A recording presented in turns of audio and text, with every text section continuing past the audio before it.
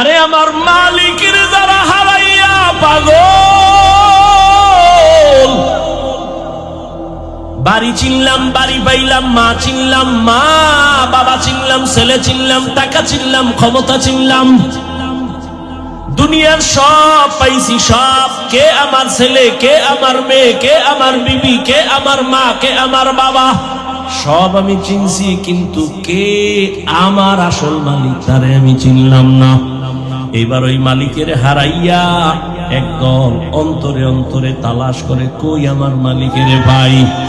আর একদল এমন ভাবে মোরাকাবা চলতে থাকে, ধ্যান আর ধ্যান, গাছের দিকে তাকায় কয় এখান থেকেই তো আমার মালিকের কুদরতের ঘেরান। পানির মধ্যে তাকায় কয় এখানেই তো আমার মালিকের কুদরতের ঘেরান। আসমানের দিকে তাকায় কয় এত সুন্দর আসমান কে বানাইছে, বানানেওয়ালা না জানি আরো কত সুন্দর, আমি তো তারে এখনো চিনতে পারি নাই। কই আমার আসল মালিক গেল কই? ওরে আমি ছেলেরে চিনি, কিন্তু ছেলেরে তো আমি বানাই নাই। আমার ছেলেরে কে বানাইছেন তারে তো আমি চিনি না। আমি আমার স্ত্রীকে পাইয়া খুশি, কিন্তু স্ত্রীর এত সুন্দর চেহারা কে দিলেন তারে তো আমি চিনি না। বান্দা ভাবতে ভাবতে ভাবতে ভাবতে এমন অবস্থা হয়, খানা খাইতে গেল ওই ভাবনা, ঘুমে গেল সেই ভাবনা, এমন অবস্থা তার হয়ে যায়।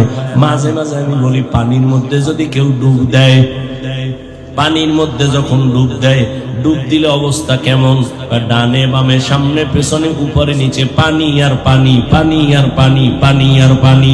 ওরে আমার মাওলার মোহাব্বত নিয়া যারা আমার মাওলার মারেফতের দরিয়ার মধ্যে ডুব দেয়, ওই বান্দার অন্তরের মধ্যে এমন ভাবে আমার মাওলার মোহাব্বতের ঢেউ, ওই বান্দা তখন আমার মাওলার মোহাব্বতের ডানে তাকায় আমার মাওলার কুদরতের ঘেরান, বামে তাকায় আমার মাওলার কুদরতের ঘেরান, সামনে তাকায় আমার মাওলার কুদরতের ঘেরান।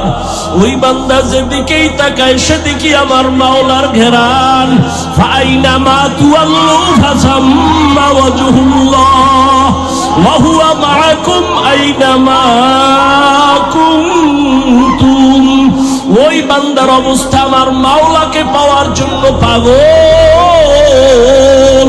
কখন আমার মালিকের সাথে মোলাকাত হয়ে যাবে, কখন আমার মালিকের পাবে, ওই বান্দা তখন আমার মাওলার তালাশে ঘুরে আর গুনগুন গুনগুন করতে থাকে, আর আমার মাওলারে খুঁজে হেদায়ার মালিক। দুনিয়ার টাকা পাইলাম, বাড়ি পাইলাম, ক্ষমতা পাইলাম, ছেলে মেয়ে সব পাইলাম, কিন্তু তোমারে এখনো পাই নাই। ও আল্লাহ, তোমারে না নিয়ে আমি কবরের বিছানায় যেতে চাই না, তোমারে ছাড়া আমি আজরাইলের হাতে ধরা দিতে চাই না। ও আল্লাহ, তোমারে নিয়ে গেলে আমার কবর হবে জান্নাত, আর তোমারে ছাড়া যদি আমি একা আজরাইলের হাতে ধরা পড়িয়া যাই, ওই অন্ধকার কবর হবে আমার জন্য জাহান্নামের আগুনের গর্ত। দুই পার্শ্বের মাটির চাপ সহ্য করতে পারবো না, আমি আমার মাওলারে ছাড়া জান্নাতের দিকে যাব না। আল্লাহ বলে চেষ্টা কর, ওয়াল্লাযীনা জাহাদু ফীনা লানাহদিয়ান্নাহুম সুবুলানা। যে চেষ্টা করে আল্লাহ তার জন্য অনেক রাস্তা খুলে দেয়। আরে বান্দা, তুমি দৌড়াইতে থাকো, তোমার কাজ হলো চেষ্টা করা। আস-সা'য়ু মিন্নি ওয়াল ইতমামু মিনাল্লাহ। বান্দার কাজ হলো চেষ্টা করো, দাম তুমি ডাকতে থাকো, ডাকা বন্ধ করিও না। ওরে আমার মাওলার তালাশে যারা আসে, ওরা টাকার দিয়ে তাকায় না, বাড়ির দিয়ে তাকায় না, ওরা যেদিকেই তাকায় আমার মাওলারে ডাকে, ডাকতে থাকে, আমার আল্লাহ জবাব দেওয়ার জন্য প্রস্তুত হয়ে যায়। আল্লাহ মোহাব্বত বাড়ায়, বান্দা ডাকতে থাকো, ডাকা বন্ধ করিও না।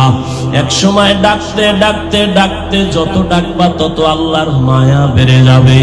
আমার মাওলার নাম ডাকো, আমার মাওলার মায়া তোমার উপরে চলে আসবে। এক সময় যখন তুমি ডাকতে ডাকতে পাগলের মতো হয়ে যাবা, এমন এক পর্যায়ে চলে আসবে, দেখবা নাকে আমার মাওলার কুদরতের ঘেরান আসতে থাকবে।